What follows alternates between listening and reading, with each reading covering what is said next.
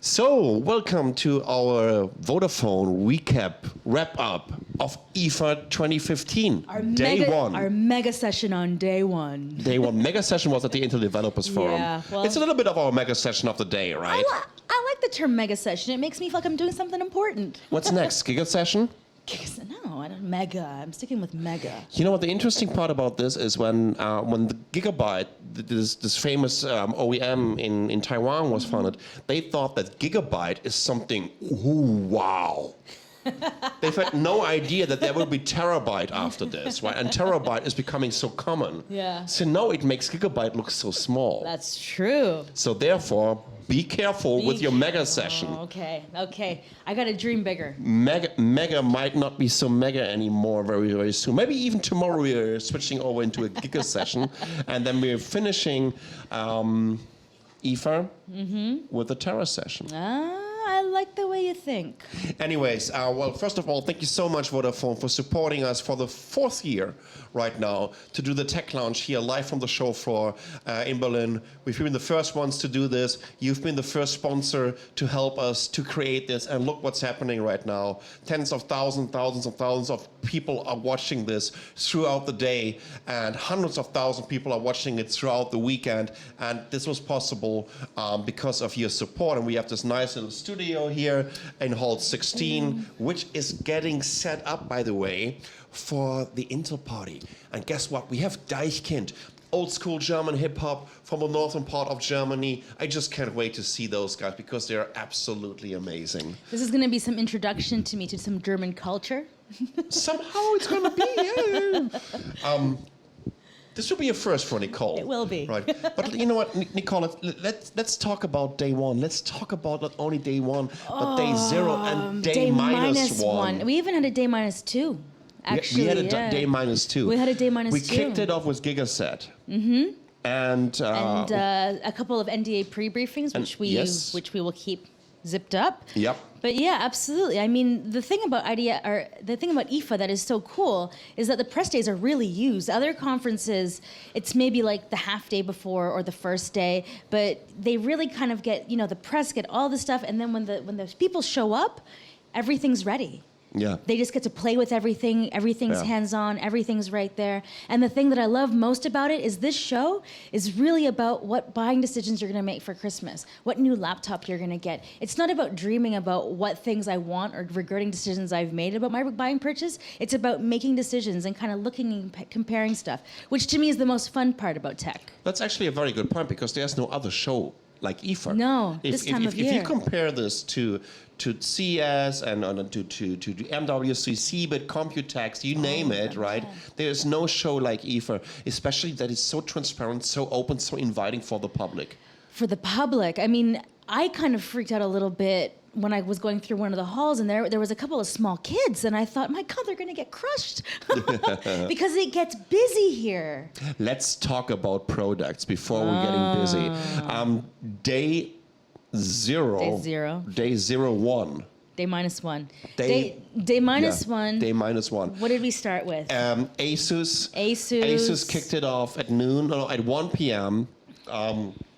Delivering an 11-course menu. That means 11 products. I think the most impressive product that they launched over here was the fastest router, the fastest Wi-Fi router in the world. That looked like if Darth Vader would be a designer. It looks like one of the animals from Beetlejuice. Remember one of the statues that comes up and it walks down and then gets you? Beetlejuice. You don't remember this movie? Totally, tapping into the wall.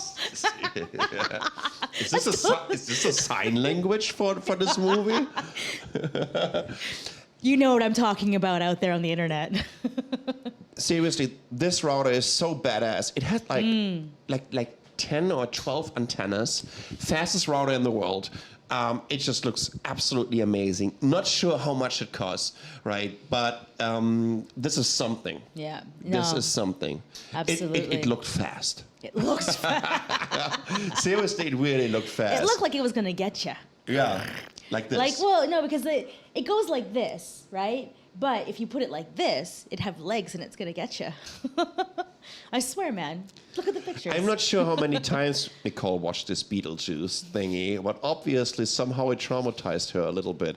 And therefore, we should get rid of this router thing, and we should talk about some other products. ZenWatch 2, first Android Wear smartwatch coming to the market below $150. Game changer, disruptive in terms of the pricing. Once again, Asus already did this last year. They've been the first company to announce a watch over here for below $200 in 2014 at IFA. Now they're going below $150.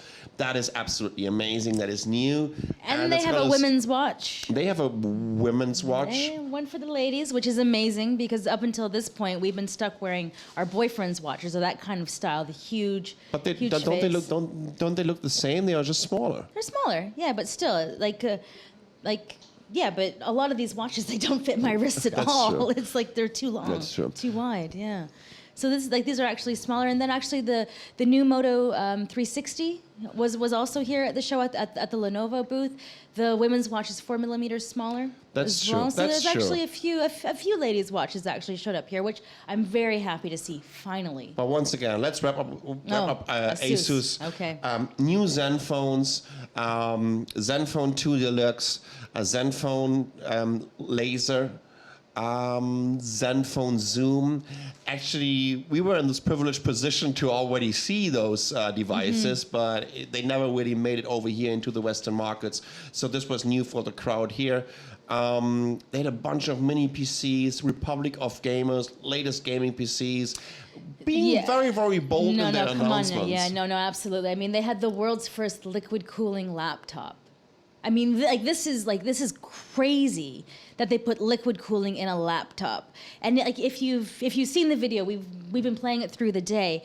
It's actually a dock where you dock it in, and it's got 2 liquid cooling ports, so it actually cycles through the docking station. I mean, this isn't the way I would assume liquid cooling would have made it into a laptop, but the concept of how they did it is actually very innovative. Yeah. So that was Asus once again. That was something. And then we've had Huawei. Well, Huawei with the Ascend Mate S. Yeah. Which, to be honest, I thought we were getting a phablet. You know, I know there was all kinds of leaks, but we had the Ascend Mate 7 last year, right? So I thought that we were going to get another phablet this year.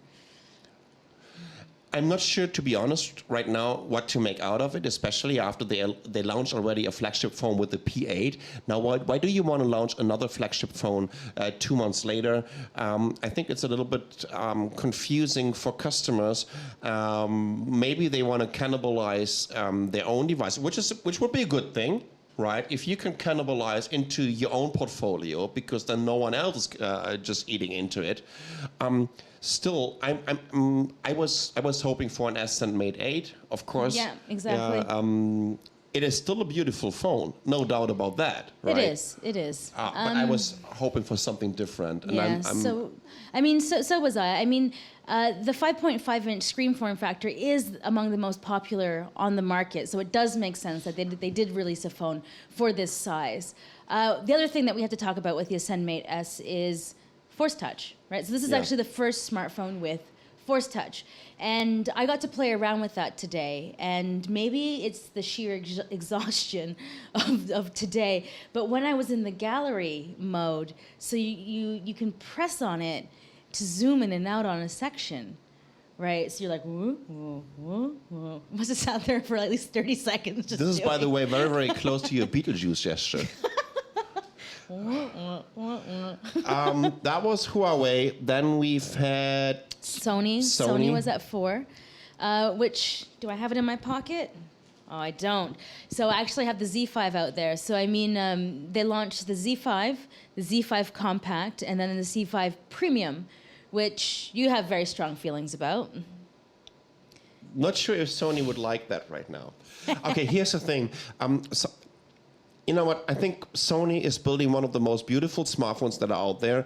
Smartphones with soul. The Xperia Z series has a very unique design. I think they found a lot of followers and very, very loyal users because of the design and because of the look and feel. Also because of the UI. It's a very clean phone. The ordinary Z5 looks pretty good too. Not getting the Z5 Premium. Yeah. Why do I want to have a 4K display? Anything that goes beyond 300 pixels per inch is not visible for the human eye. And now we're actually reaching physical borders that weren't possible about 2 years ago. There was a kind of limitation 2 years ago at around 600, 650 pixels per inch. Now we're going beyond 800.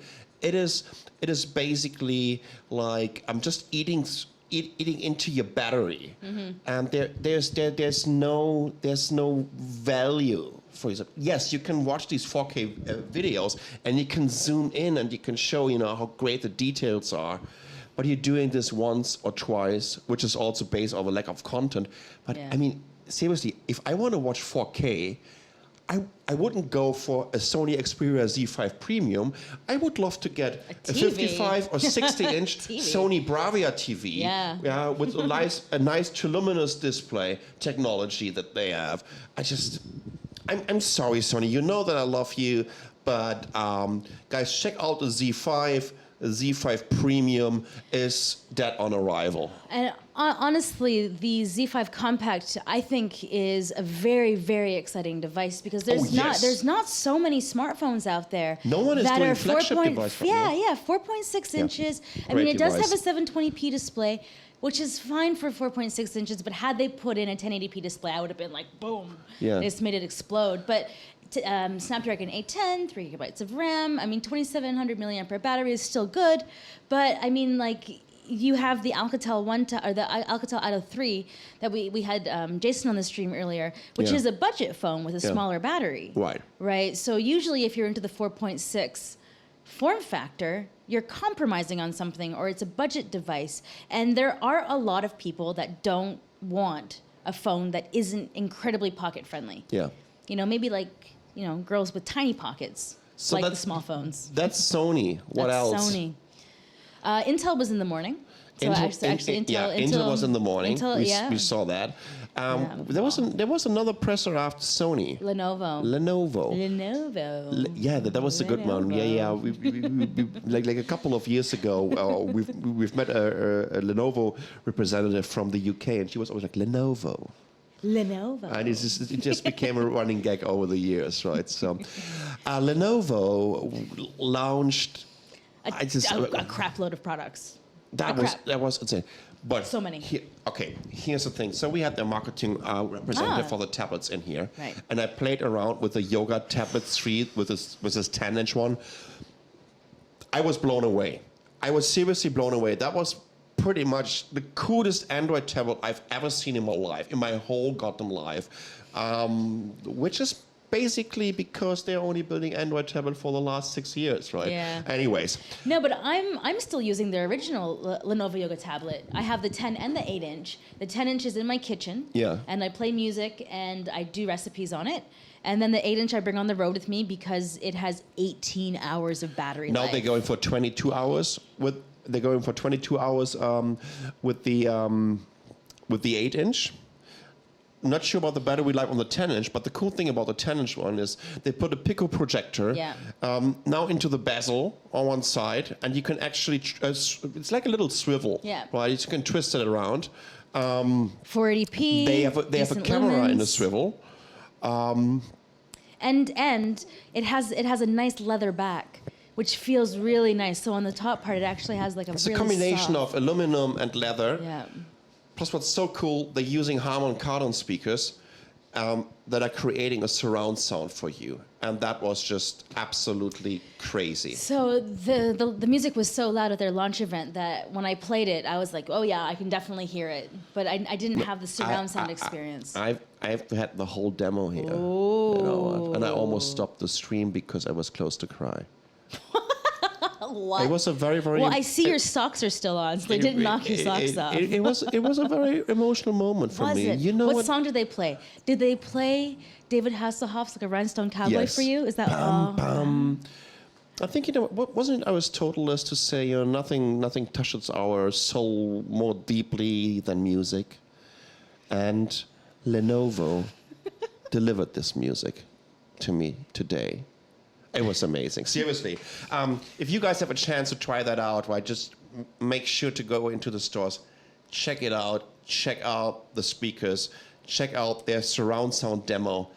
This was from a different universe. I was just... Yeah, absolutely. And 2 years later, with all the tablets we get into the office, the Yogas are still my go-to, right? Which actually says a lot, because they're not new, and we have stacks of new tablets. So, and besides that, they had new phones, they've had new laptops, they've had new everything. Lenovo, Jesus, they were launching like crazy. They had at least 4 new phones. Yeah. They had the Fab, which is a phone and tablet in one. They had some really nice modular PCs actually with a ThinkPad lineup. Yeah. Looking at the new all the new business computers, I was really kind of motivated to do another review. So they're doing the X250, which has been out, but I didn't realize they had different size battery slices. 24 hours of battery life still.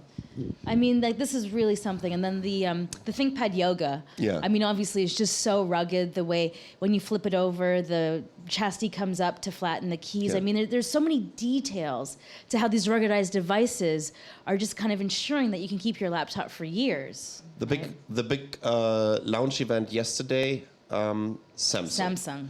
The Samsung Gear S2. Well, finally, Samsung built a beautiful smartwatch. Seriously, that was a good one, and I love how Tizen OS looks and feels on this device. The usability is, I'm sorry Apple Watch users, I'm sorry Android Wear users, I'm sorry Pebble users. The usability of this UI and this front end is superior. It's prime. It is so prime. Yeah.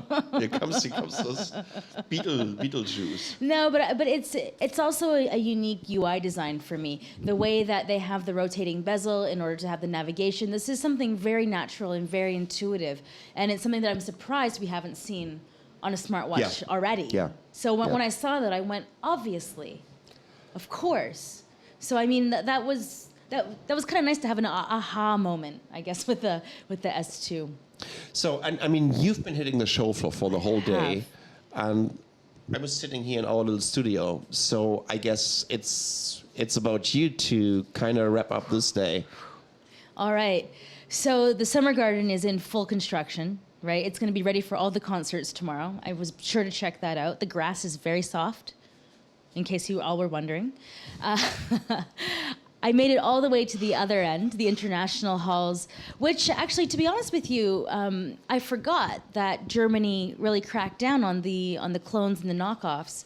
So the international hall wasn't as exciting as previous years. So there just wasn't so many devices. There were just lots of accessories.